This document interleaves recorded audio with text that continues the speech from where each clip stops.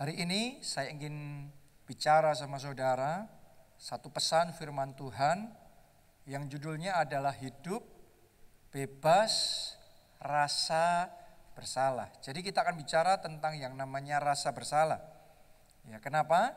Karena we all make mistakes. Kita semua berbuat salah. Dalam hidup saudara, kita semua tanpa terkecuali ada momen-momen di mana kita berbuat salah dan kadang-kadang sampai saat ini kita masih merasa bersalah. Mungkin saudara pernah ambil keputusan yang salah dan itu mengakibatkan akibat yang fatal buat hidup saudara sendiri. Atau yang menanggung malah orang lain, keluarga saudara, orang yang Anda kasih, dan itu beban saudara masih tanggung sampai hari ini. Mungkin saudara sempat tergoda, Anda jatuh dalam dosa, mungkin Anda selingkuh, mungkin saudara jatuh dalam dosa perzinahan. Atau tadi di ibadah yang siang tadi, sementara saya khotbah di salah satu ibadah itu tiba-tiba Roh Kudus munculkan di tengah-tengah yang hadir kayak Tuhan bicara ada yang aborsi. Jadi sejak saat itu terus bertahun-tahun terus hidup terbelenggu dengan rasa bersalah. Ya, jadi kita akan bicara tentang rasa bersalah karena kita semua pernah berbuat salah, pernah berbuat dosa, dan kemudian hati nurani kita bicara. Ketika hati nurani kita bicara, yang kita rasakan apa? Rasa bersalah. Dan ketika rasa bersalah itu muncul, saudara dan saya punya dua pilihan. Yang pertama, mengizinkan iblis memanipulasi rasa bersalah kita. Kalau iblis yang memanipulasi, maka dampaknya negatif. Maka kita akan dibawa semakin jauh dari Tuhan. Maka saudara akan dibawa semakin tenggelam di dalam dosa dan kesalahan, di dalam penyesalan. Bahkan kemudian iblis akan berusaha untuk menghancurkan hidup saudara. Tapi saudara tidak harus mengambil pilihan yang itu. Ada pilihan yang lebih baik. Yaitu izinkan Roh Kudus mengambil alih rasa bersalah saudara. Dan memakai rasa bersalah itu untuk membentuk saudara jadi pribadi yang lebih baik. Untuk membawa saudara makin dekat sama Tuhan. Untuk menggenapi rencananya di dalam kehidupan saudara. Kalau Anda masih ingat kisah tentang anak bungsu yang terhilang, saudara akan menyadari bahwa anak bungsu ini melakukan kesalahan yang sangat fatal. Sebelum waktunya dia sudah kejar-kejar bapaknya kasih warisan. Dan itu bukan inisiatif dari bapaknya. Itu dipaksa-paksa sama anaknya. Dan buat sebagian orang tua itu akan menjadi sesuatu yang sangat menyakitkan sekali. Ya, dan akibatnya terjadi ketegangan di dalam keluarga itu. Tapi rupanya bapaknya berbesar hati dan akhirnya dipenuhi permintaan anaknya itu. Setelah dikasih harta itu bukannya jadi tambah baik, bukannya jadi sayang sama bapaknya, lebih dekat sama keluarganya. Yang dilakukan anak bungsu itu lebih keterlaluan lagi, meninggalkan keluarga. Meninggalkan bapaknya. Dan dengan harta itu dia hidup foya-foya, dia pesta pora, dia hidup dalam dosa, dia hidup dengan pelacur-pelacur. Dia melakukan semua dosa yang kacau balau, yang merusak kehormatan keluarga, yang merusak nama baik bapaknya, semuanya dirusak semua. Sampai akhirnya suatu ketika dia jatuh di dalam kemiskinan. Dia kehilangan segalanya karena dosanya sendiri, karena kebodohannya sendiri, karena kesalahannya sendiri. Akhirnya sekarang dia menderita. Akhirnya sekarang dia hidup susah. Nah, di tengah kesusahannya itu, di tengah dia menghadapi semua konsekuensi atas dosanya itu, tiba-tiba muncul satu dorongan dalam hatinya untuk balik kepada bapaknya. Tiba-tiba ada kepikir di dalam benaknya, aku di sini mati kelaparan, sedangkan di rumah bapakku banyak makanan. Kenapa enggak aku balik kepada bapakku? Aku akan datang, aku akan balik, aku akan minta ampun kepadanya. Nah, saya mau ngomong begini sama saudara. Saya percaya dorongan dan pemikiran yang bisa muncul seperti itu berasal dari Roh Kudus. Dan kemudian ketika dia mengikuti dorongan dari Roh Kudus itu, dia kembali kepada bapaknya. Alkitab mencatat bapaknya menerima dia. Bapaknya mengampuni dia, menerima anak bungsu itu apa adanya, memulihkan, bahkan menyembelih lembu, mengadakan pesta besar buat anak bungsu itu karena katanya anakku yang hilang sekarang telah kutemukan kembali, anakku yang mati sekarang hidup kembali. Jadi anak bungsu itu karena meresponi dorongan dari Roh Kudus, maka hari itu diampuni dosanya. Maka hari itu pemulihan bisa terjadi. Maka hari itu dia terima anugerah. Saya tahu itu yang akan terjadi pada saat ini ada orang-orang di tempat ini. Hari ini dosa saudara diampuni. Pengampunan Tuhan berikan, pemulihan Tuhan kerjakan. Dan anugerah akan Tuhan curahkan dalam hidup saudara. Tepuk tangannya boleh yang lebih meriah buat Tuhan kita. Amin. Itu yang akan terjadi kalau saudara biarkan Roh Kudus mengambil alih rasa bersalah itu. Tapi coba Anda pikirkan, skenarionya, jalan ceritanya bisa berbeda kalau yang diikuti oleh anak bungsu itu adalah manipulasi iblis. Bisa enggak saudaraku iblis memanipulasi pikiran-pikiran tertentu muncul dalam benak anak bungsu ini yang berkata, kamu kan menderita gini karena kebodohanmu sendiri. Karena kesalahanmu sendiri, ya sudah. Kamu hidup aja susah kayak gini, menderita aja seumur hidup kayak gini, sampai mati kamu susah aja kayak gini. Kamu nggak usah balik kepada bapakmu, percuma ngapain, kamu nggak bakal diampuni, kamu nggak bakal diterima. Bisa nggak muncul pikiran seperti itu? Bisa. Tapi itu adalah manipulasi iblis. Kalau anak bungsu itu mengikuti pikiran yang seperti itu, selamanya dia tidak bisa terima pengampunan.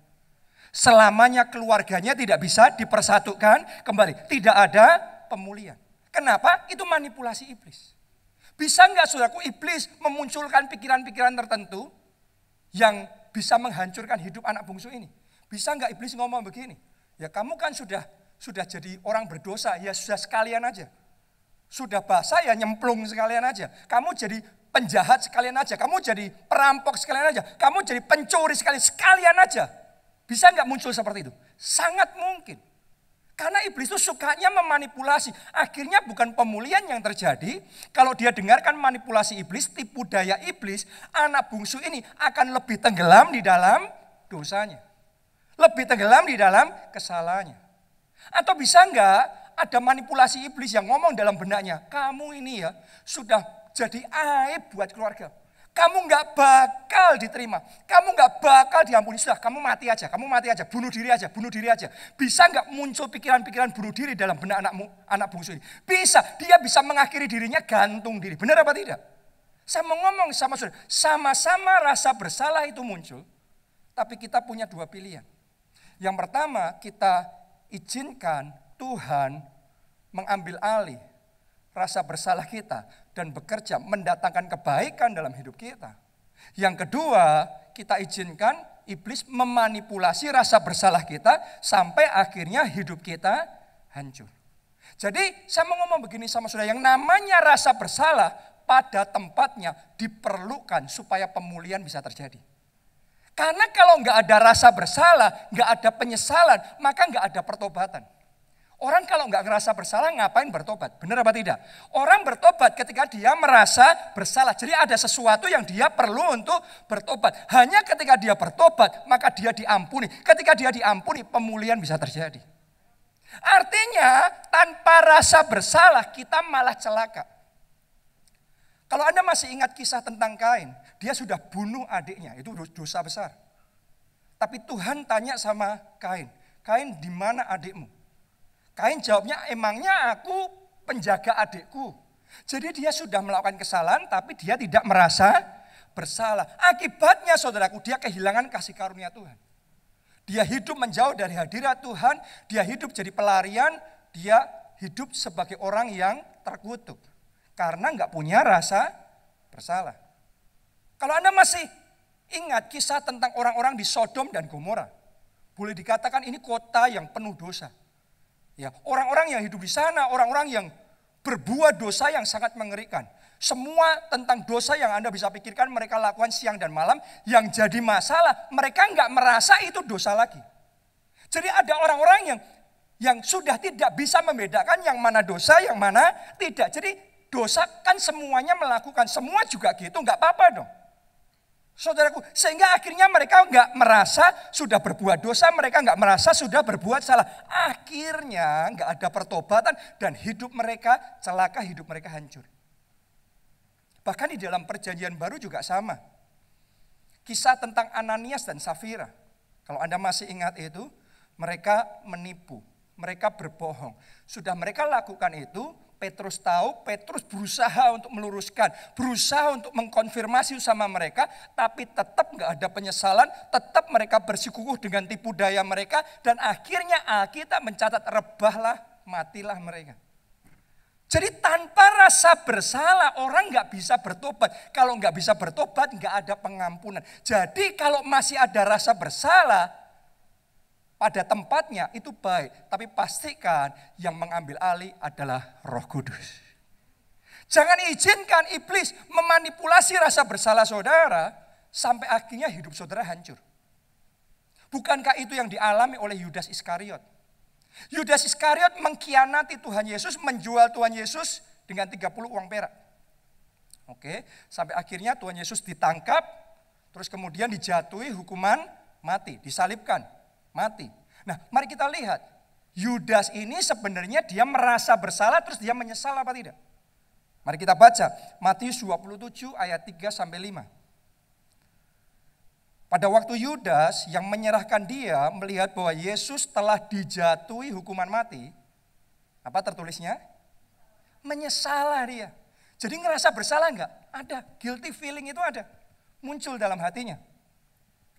Lalu ia mengembalikan uang yang 30 perak itu kepada imam-imam kepala dan tua-tua dan berkata, aku telah berdosa karena menyerahkan darah orang yang tak bersalah.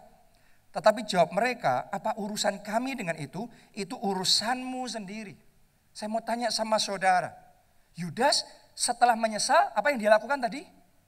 Dia kembalikan uang yang 30 perak itu. Bukankah itu juga yang dilakukan oleh Sakeus? Sakeus merasa sudah bersalah, dia merugikan orang lain. Dan dia ambil keputusan, dia ganti semua orang yang sudah dia rugikan. Dan dia diampuni dosanya. Coba Anda renungkan, itu yang Yudas Iskariot lakukan. Dia terima uang itu dan dia berusaha untuk kembalikan. Sampai di situ masih oke. Tapi yang jadi masalah, sampai di titik tertentu dia izinkan perasaan bersalahnya dimainkan, dimanipulasi oleh iblis untuk menghancurkan hidupnya sendiri. Mari kita lihat ayat yang kelima. Maka ia pun melemparkan uang perak itu ke dalam bait suci, lalu pergi dari situ dan apa? Menggantung diri. Lihat. Seharusnya penyesalan sudah ada, seharusnya dia berusaha untuk mengembalikan uang itu. Tapi kemudian dia dimanipulasi dengan pikiran-pikiran tertentu. Tuh lihat, gara-gara kamu gurumu ditangkap. Gara-gara kamu tamak 30 uang perak aja. Akhirnya orang yang gak bersalah disalibkan. Kamu nih gak ada harapan, mati aja, mati. Akhirnya dia bunuh diri. Semua rasa bersalah kalau kita izinkan dimanipulasi iblis, akhirnya akan menghancurkan hidup kita sendiri.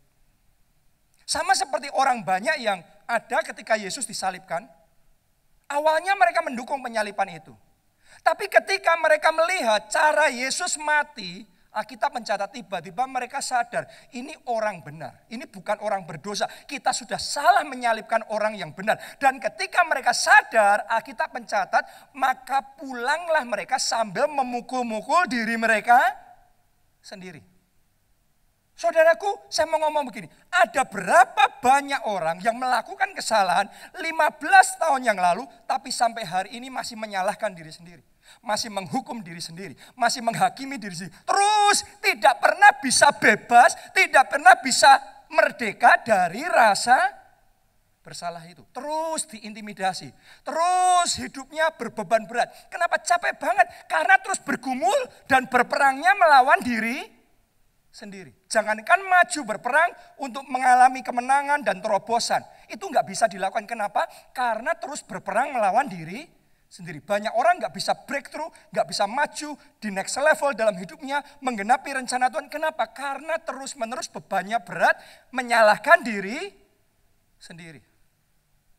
Jadi hari ini buka hati saudara, karena saya tahu Roh Kudus ada di tempat ini. Dan ketika firman Allah disampaikan tidak kebetulan, Roh Kudus punya maksud. Dan yang saya tahu persis hari ini akan ada orang-orang di tempat ini mau meresponi firman Tuhan. Dan pertobatan terjadi, pengampunan akan diberikan dalam hidup saudara. Pemulihan Tuhan kerjakan dan anugerahnya dia curahkan di dalam hidup saudara. Amin. Siapa di sini yang mau mengalami kemerdekaan sejati di dalam Tuhan?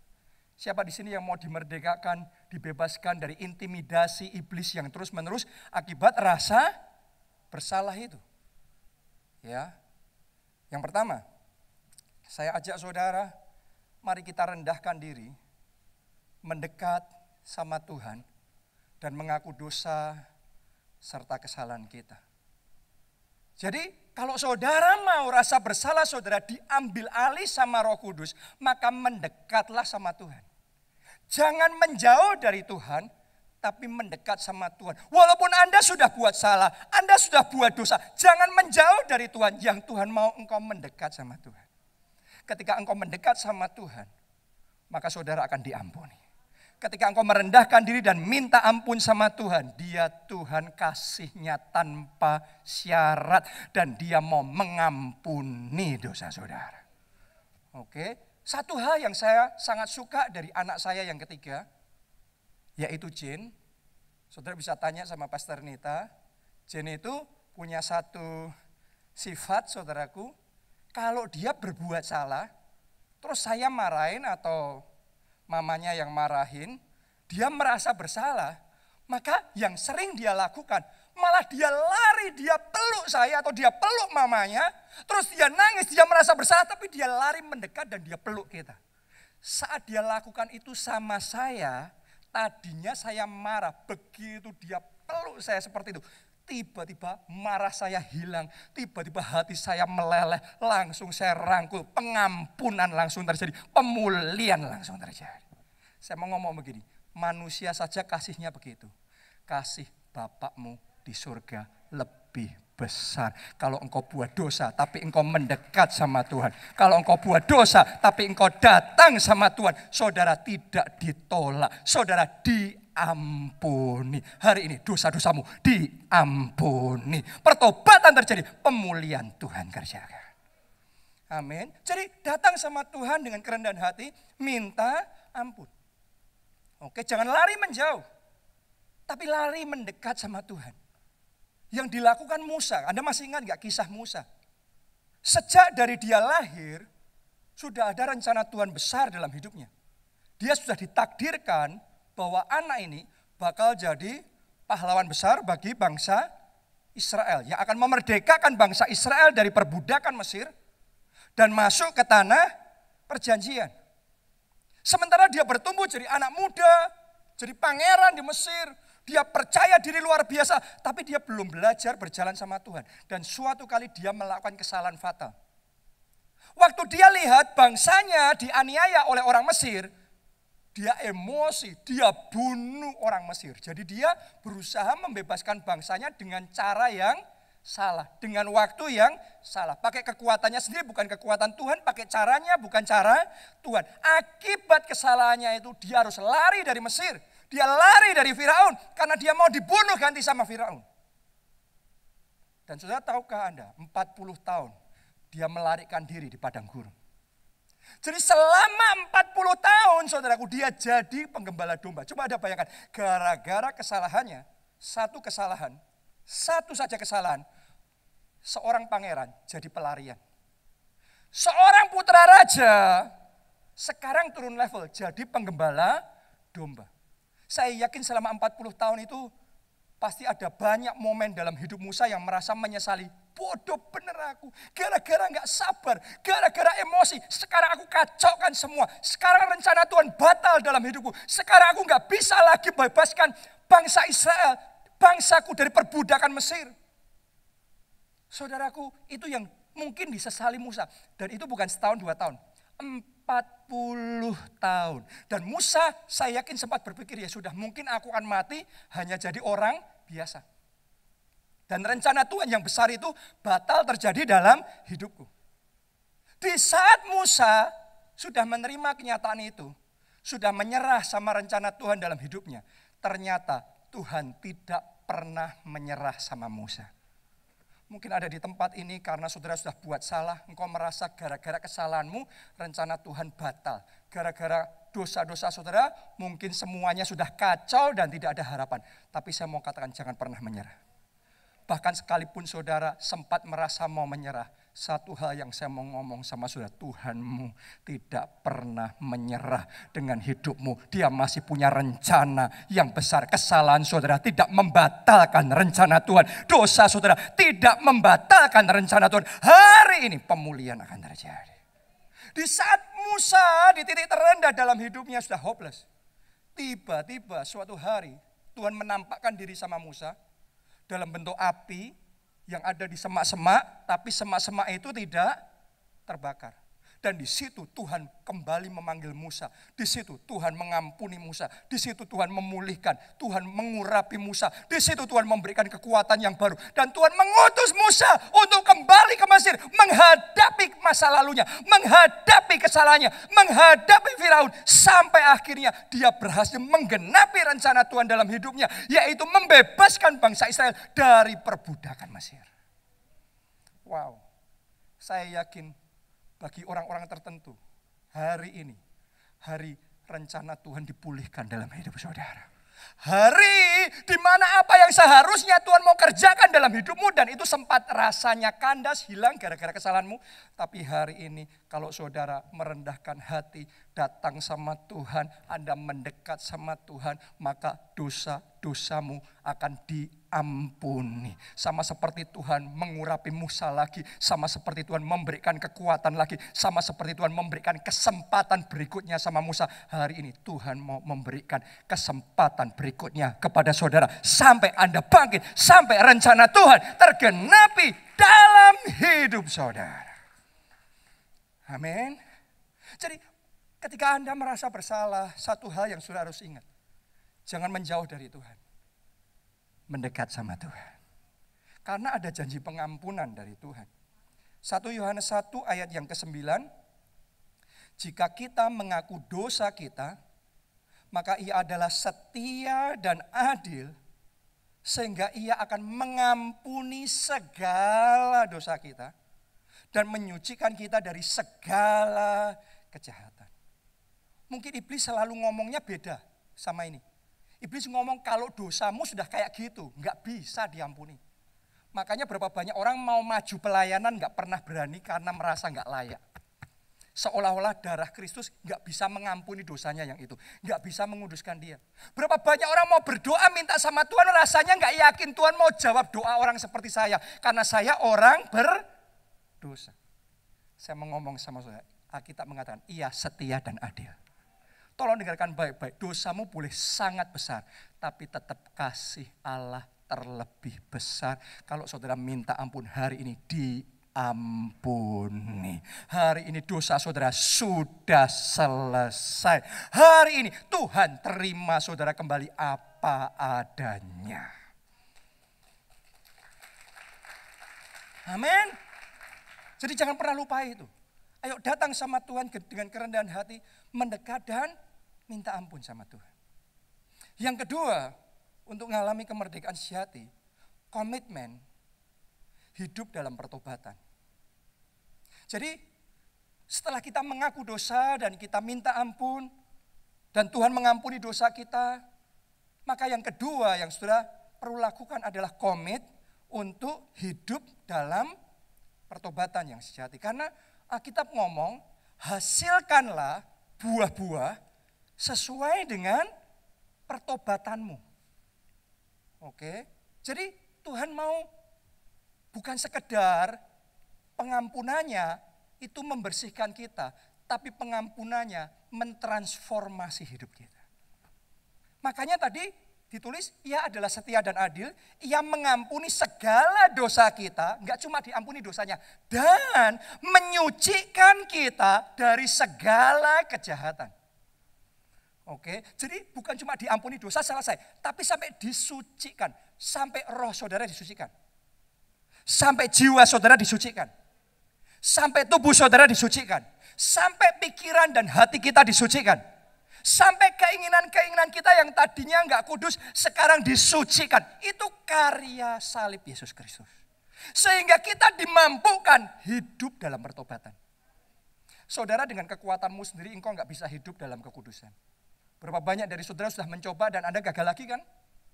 Gagal lagi kan? berhenti berusaha dengan kekuatan saudara sendiri. Karena kalau kita berusaha dengan kekuatan daging kita sendiri, kita akan gagal. Dan selalu jatuh. Itu yang Anda alami mungkin selama ini. Tapi kalau saudara buka hatimu, saya mau doa hari ini. Ada anugerah untuk hidup benar. Tuhan impartasikan dalam hidup saudara.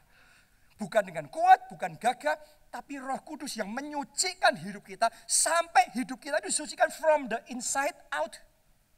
Dari dalam keluar, sampai pikiran hati kita, sampai kita ini yang ngejar kebenaran itu, sampai kita yang menginginkan, sampai kita ngelihat yang lama itu sudah kayak Paulus ngomong, yang dulu ku anggap keuntungan, sekarang ku anggap sampah. Yang dulu ku anggap sampah, sekarang ku anggap keuntungan.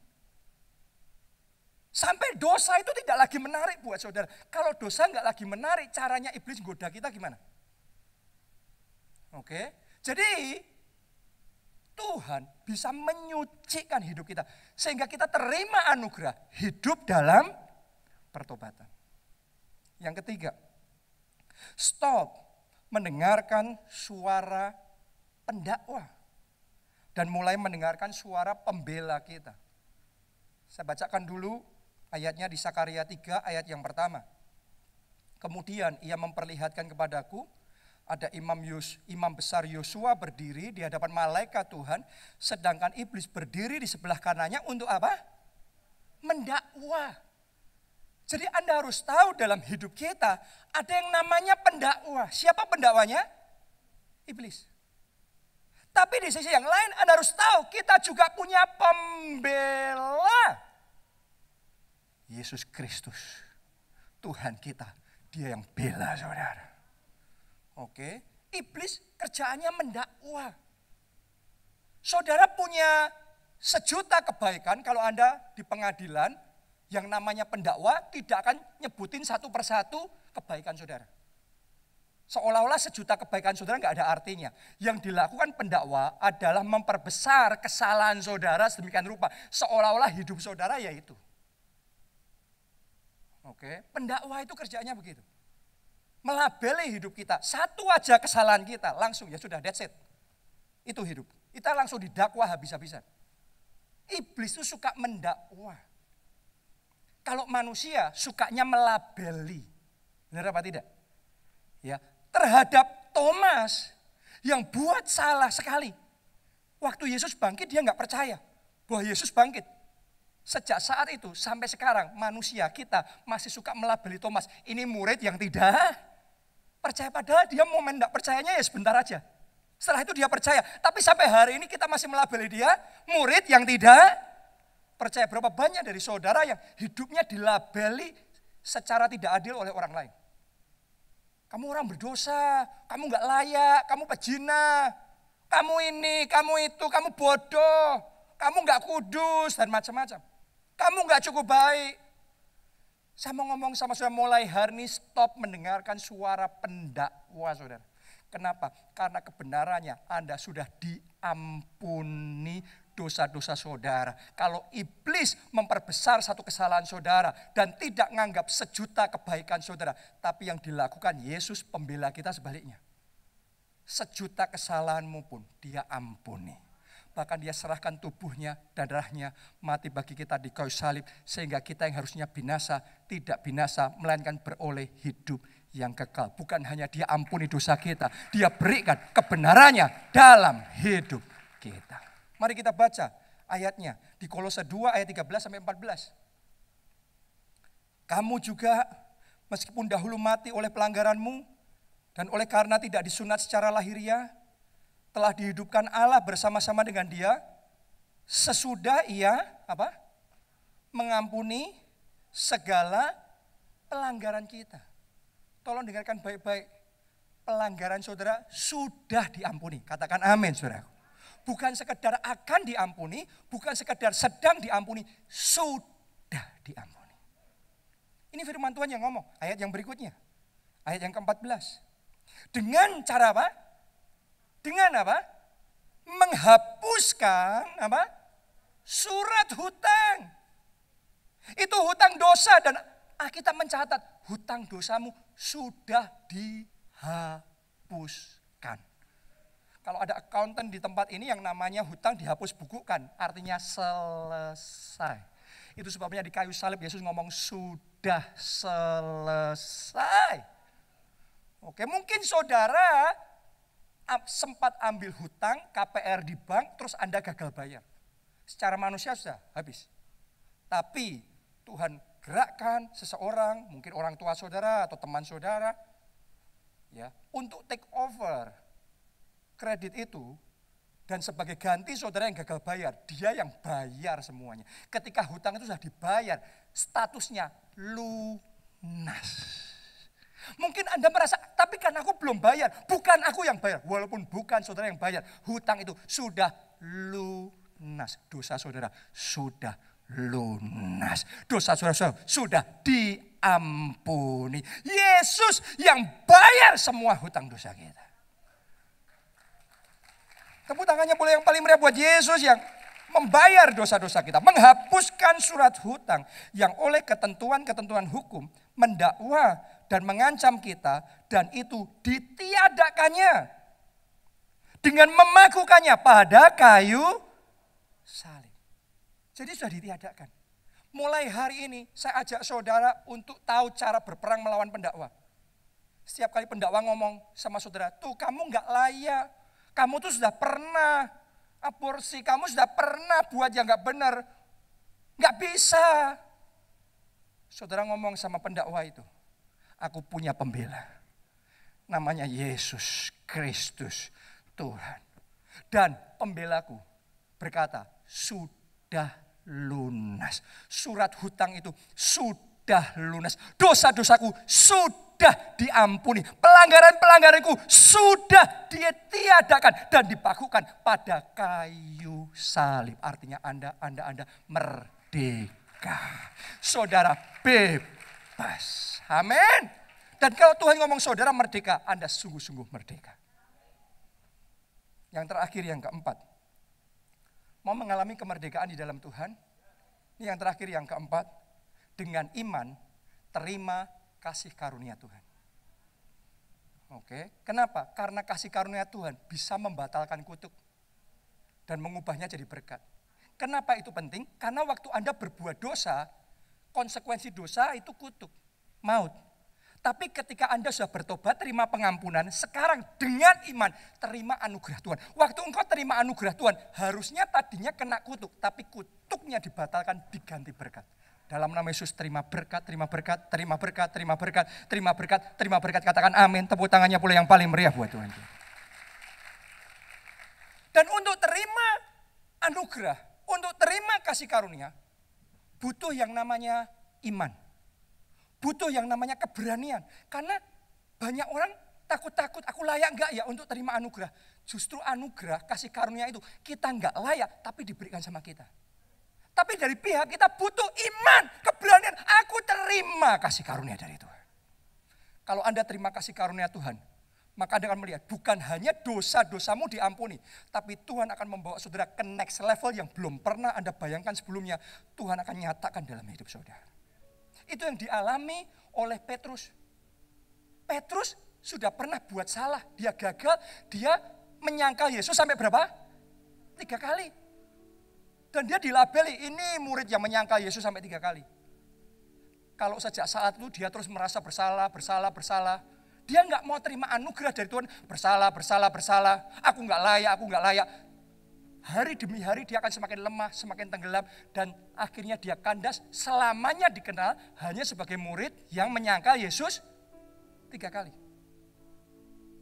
Tapi karena Petrus mengambil keputusan untuk Roh Kudus mengambil alih rasa bersalahnya. Dan dengan iman dia terima anugerah. Dengan iman dia terima kasih karunia. Maka bukan hanya dosanya diampuni. Maka bukan hanya Petrus dipulihkan seperti keadaannya sebelum dia menyangkal Yesus. Tetapi Yesus bangkitkan dia dengan anugerah dan kasih karunia Tuhan. Petrus bangkit jadi rasul yang menggoncang bumi dengan Injil Yesus Kristus. Artinya justru dia mengalami lompatan besar karena dengan iman terima anugerah Tuhan. Saya tahu ada orang-orang di tempat ini. Hari ini bukan hanya engkau terima pengampunan. hari ini bukan hanya engkau dipulihkan sama seperti sebelumnya. Tapi mulai hari ini Anda akan melihat tangan Tuhan bawa saudara, lompatan besar terjadi di dalam hidup saudara. Amin. Anda percaya? Jadi itu seturut dengan iman. Tadi saya ngomong tentang Thomas. Thomas saudaraku dilabeli dengan tidak adil sebagai murid yang tidak percaya. Semuanya orang selalu ngomong Thomas ini murid yang tidak percaya. Dia sudah melakukan kesalahan di situ. Tapi yang luar biasa dengan Thomas, dia dengan iman menerima kasih karunia Tuhan. Dan ketika kasih karunia Tuhan itu dia terima, bukan hanya pengampunan, bukan hanya pemulihan. Tapi Tuhan pakai Thomas ini menyebarkan berita keselamatan, Injil Yesus Kristus. Sampai ke India. Terjadi revival besar. Kalau Anda neliti orang-orang Kristen di India, banyak yang namanya Thomas. Thomas ini, Thomas itu, semuanya Thomas. Kenapa? Karena Thomas yang dipakai Tuhan membawa Injil Yesus Kristus sampai di sana. Jadi dulunya dia dikenal murid yang tidak percaya. Sekarang dia jadi murid yang percaya. Dia jadi pribadi yang melakukan perkara-perkara yang besar. Saya berdoa anugerah yang sama yang diterima Thomas saat ini tercurah. Dan dengan iman engkau terima dalam hidupmu kasih karunia Tuhan. Yang terakhir Simpson. Saudara kalau dengar Simpson, apa yang muncul di benak saudara? Di pikiran banyak orang Simpson sama dengan the fallen giant. Raksasa yang jatuh. Pahlawan yang jatuh. Kenapa? Karena sebenarnya dia pahlawan besar. Dia diurapi Tuhan, diberikan kekuatan super. Dia mengalami kemenangan-kemenangan yang gagah perkasa. Tapi suatu ketika dia buat salah. Dia kompromi sama dosa. Dia main-main sama perzinahan. Akhirnya dia jatuh dengan seorang perempuan namanya Delila. Sejak dia jatuh dalam dosa itu, Alkitab mencatat roh Tuhan undur daripadanya. Perkenanan Tuhan mundur daripadanya. Dan dia kehilangan kekuatannya. Ketika dia kehilangan kekuatannya, dengan mudah musuh menangkap dia. Bukan cuma ditangkap, tetapi dia dicungkil 2 bola matanya. Dia jadi buta. Setelah itu dia dimasukkan ke dalam penjara. Kemudian di sana diperlakukan jadi badut, jadi olok-olok. Dalam kondisi seperti itu, secara manusia, baik Simpson maupun semua orang akan ngomong tamat riwayatnya. Habis sudah, gak ada harapan. Gimana bayangin, sudah buta, di penjara, dimain-mainin jadi olok-olok kayak gitu. Dan saya yakin selama di penjara, Simpson pasti merasa bersalah. Bodoh bener aku gara-gara tergoda jatuh dalam dosa. Aku kehilangan segalanya. Kehilangan perkenanan, kehilangan urapan, kehilangan kekuatan. Akhirnya kehilangan mata, kehilangan segalanya. Mungkin selama sekian masa dalam hidupnya dia menyalahkan diri terus-menerus. Tapi sampai di satu titik saya tahu roh Allah kembali bekerja dalam hidupnya. Dan dia mulai buka hati, dia mulai minta ampun. Dan ketika dia minta ampun, kasih karunia itu diberikan kembali. Ketika kasih karunia itu diberikan, Simpson dengan iman menerima dia. Saya yakin seperti anak bungsu yang terhilang itu.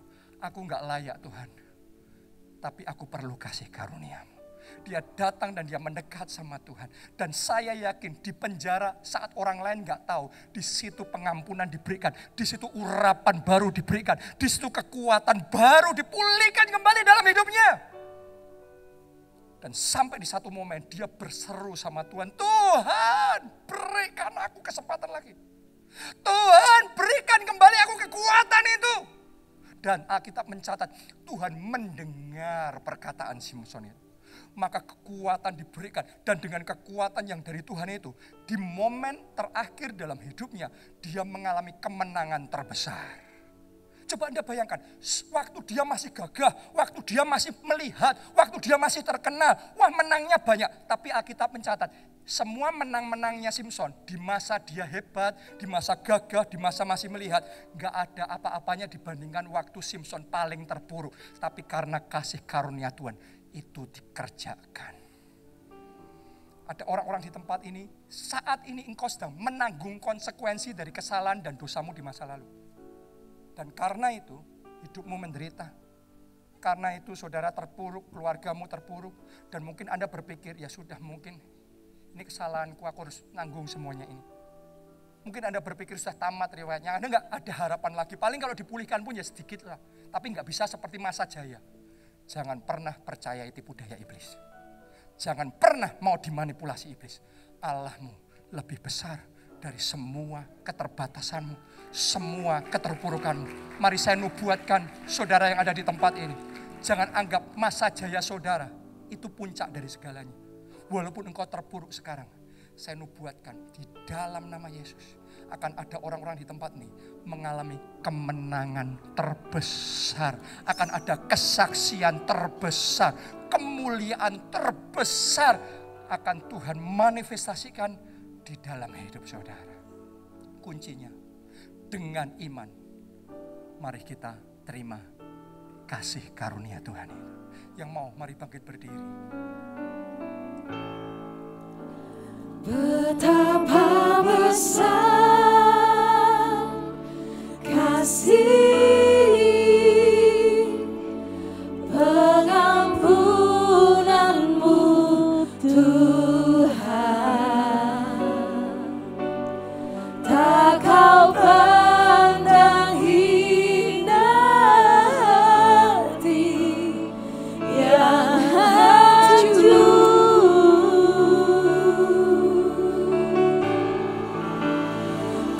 Berterima kasih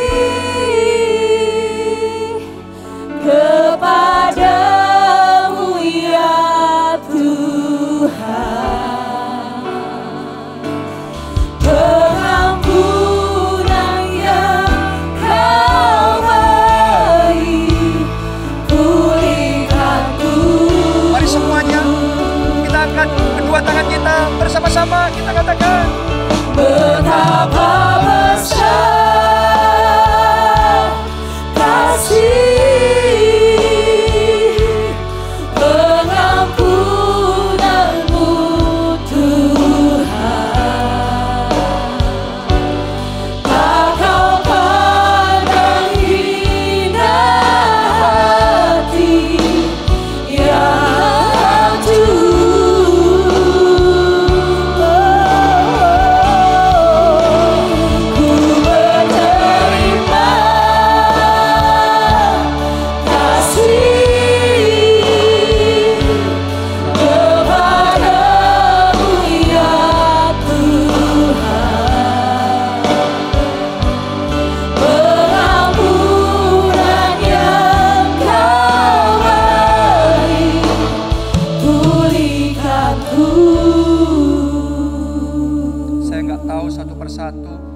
kesalahan apa yang pernah saudara lakukan. Mungkin ada yang sempat aborsi. Mungkin ada di antara saudara yang addicted sama pornografi, sama perzinahan, selingkuh. Mungkin ada di antara saudara yang sempat judi dan Anda spekulasi besar dan you blew it. Anda mengacaukan semua, akhirnya rusak semuanya, keuangan keluargamu jatuh, semuanya kerugian besar sekali. Anda terjerat dengan hutang besar, sampai hari ini engkau sangat menderita karena kesalahan keputusan itu, salah investasi itu, salah langkah itu. Saya nggak tahu satu persatu, tapi yang saya tahu Roh Kudus mau memerdekakan kita. Roh Kudus mau membawa kita mengalami kemerdekaan yang sejati. Itu sebabnya langkah pertama, minta ampun. Marilah kita datang sama Tuhan dengan kerendahan hati. Mari kita mendekat, jangan menjauh dari Tuhan. Saat kau buat salah, jangan menjauh. Saudara mendekat, ayo mendekat sama Tuhan. Anda mengaku dosa-dosa saudara dan minta ampun. Mari angkat dua tangan saudara, masing-masing berdoa sama Tuhan. Akui dosa saudara dan minta ampun. Saudara katakan, ampuni aku Tuhan untuk setiap dosa kesalahanku. Ampuni aku Tuhan. Ampuni aku Tuhan. Ampuni aku Tuhan. Aku tergoda. Aku tergoda melakukan kesalahan. Ampuni aku Tuhan. Aku mau bertobat. Aku mau bertobat. Aku mau tinggalkan dosa. Ampuni. Ampuni Tuhan. Untuk dosa-dosa yang sadar atau tidak sadar.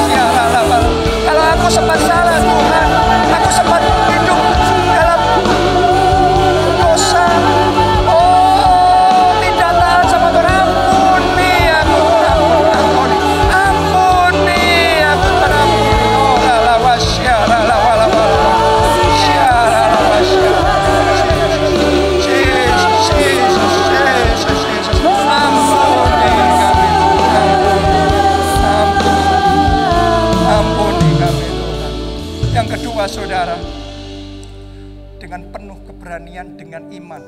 Mari kita terima kasih karunia Tuhan. Karena sungguh Tuhan suka mengampuni dosa saudara. Sekarang waktunya saudara terima kasih karunia dengan keberanian, dengan iman. Terima itu dengan iman. Karena saya benar-benar merasakan di hati saya ada orang-orang di tempat ini yang seperti Simpson. Ya saudara buat salah, Anda mengacaukan semuanya dan Anda merasakan akibat yang sangat menyakitkan dalam hidup saudara. Anda berpikir semuanya sudah tamat.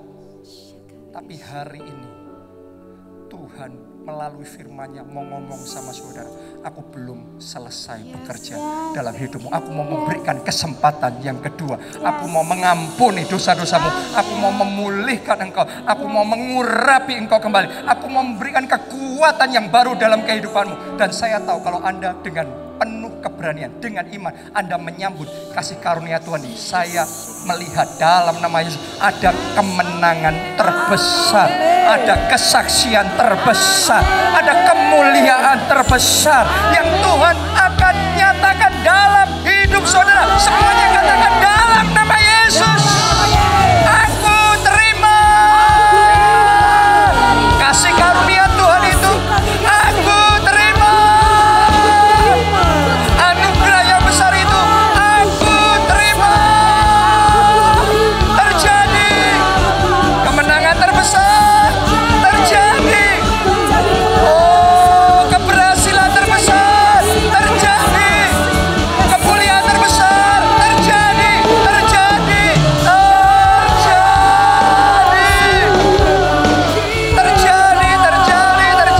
In the name of Jesus. Haleluya. Betapa besar. Lambaikan tanganmu saudara. Katakan Tuhan besar kasih-Mu Tuhan. Pengampunanmu dalam hidupku. Thank you Jesus. Tak kau